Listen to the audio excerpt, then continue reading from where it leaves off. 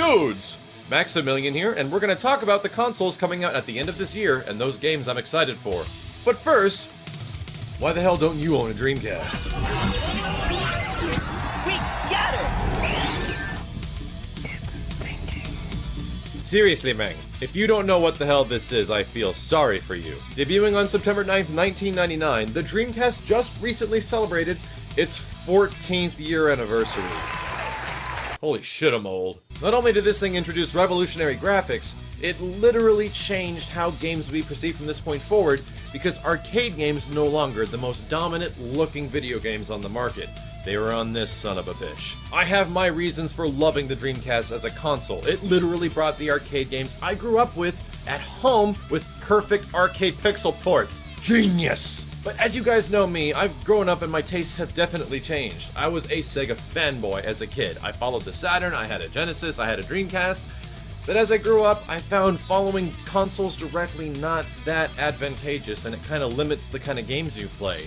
So with the next generation of consoles right on the horizon, I'm looking forward to what the PlayStation 4 is bringing us game-wise, as well as the Xbox One. We're not going to be talking about the Wii U. Sorry. What the fuck, man? In all seriousness though, there is some stuff on the Wii U I'm looking forward to, like Wonderful 101, Bayonetta 2, and Super Smash Bros.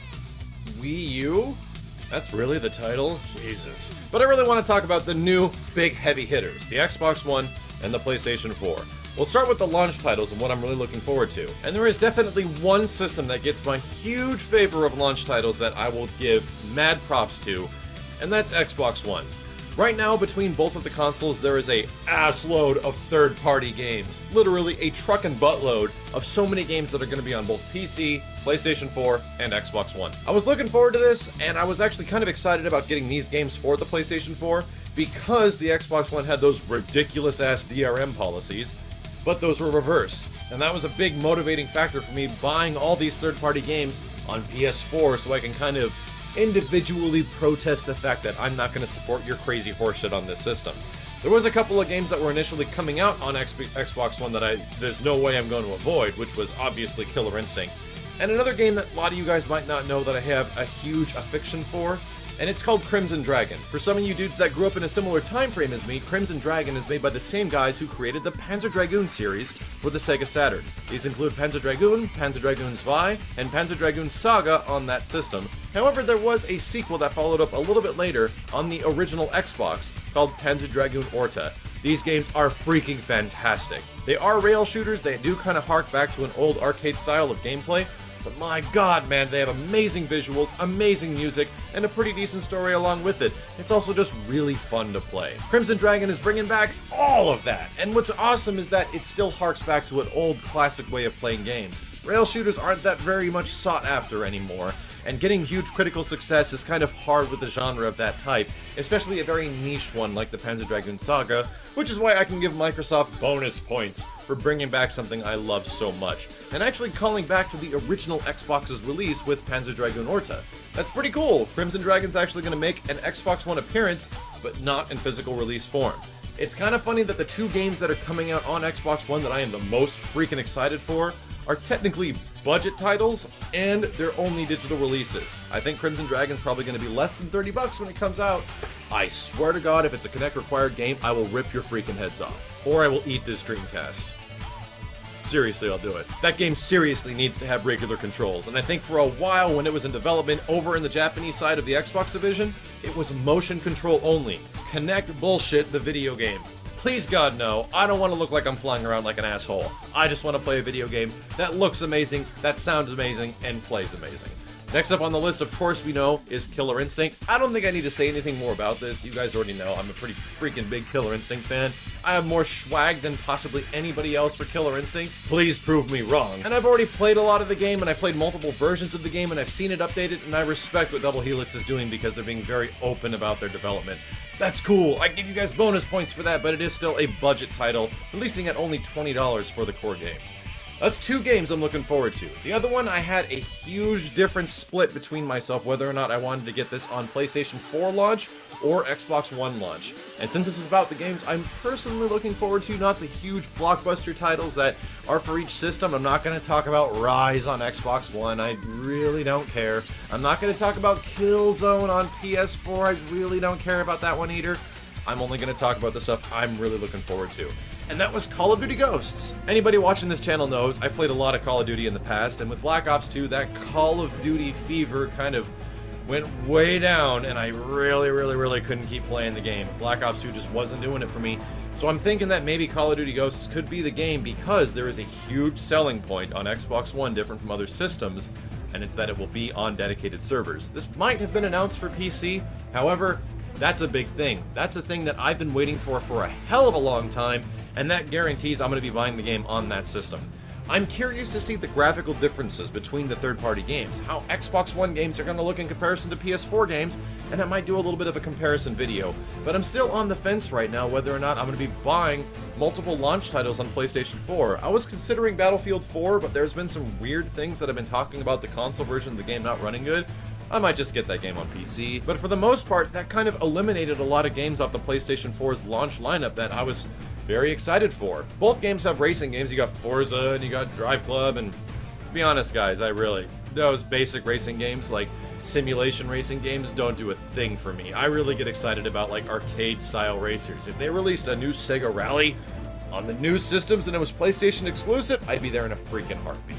However, there is stuff on the horizon for the PlayStation that I'm really excited for, and that's games like Infamous Second Son, possibly the most impressive looking game on that system.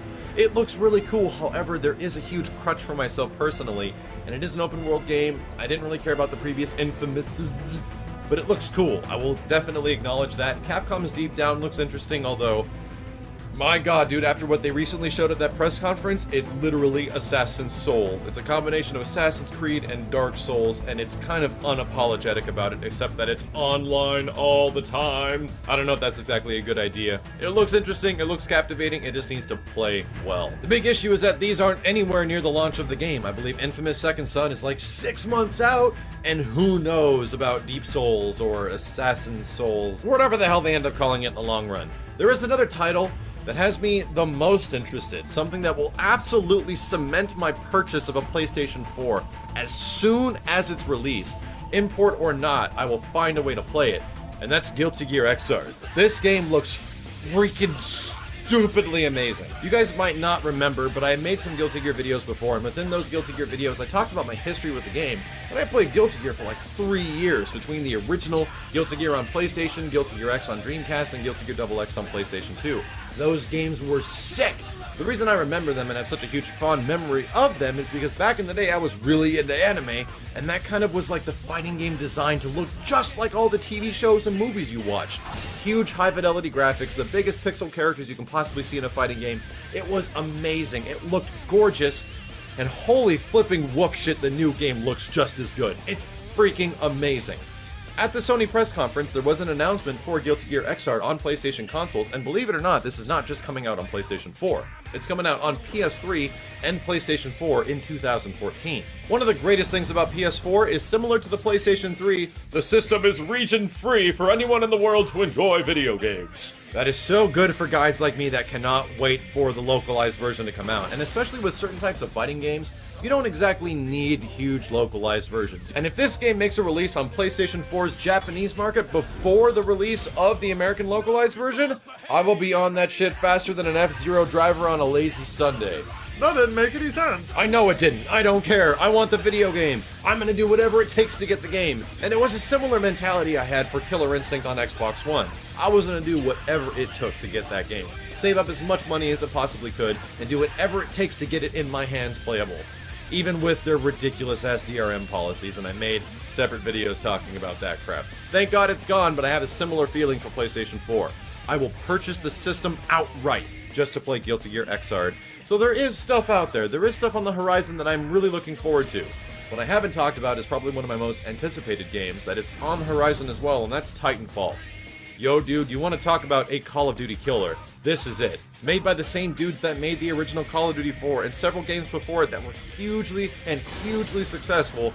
These are the guys that know how to make shooting games, and they've made them very well in the past. I have no doubt that Respawn Entertainment, mostly composed of ex-Infinity Ward guys that made Call of Duty 4, were designing Titanfall to be a Call of Duty killer.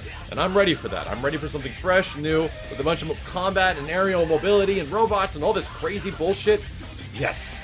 Yes, something different than just calling in airstrikes and shooting people with my gun. This sounds like fun.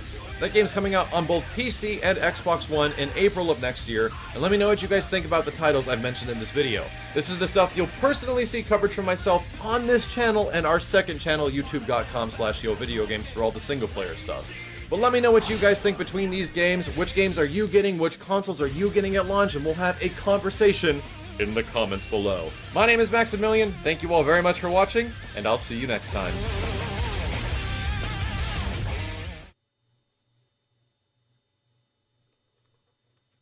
They totally bought it.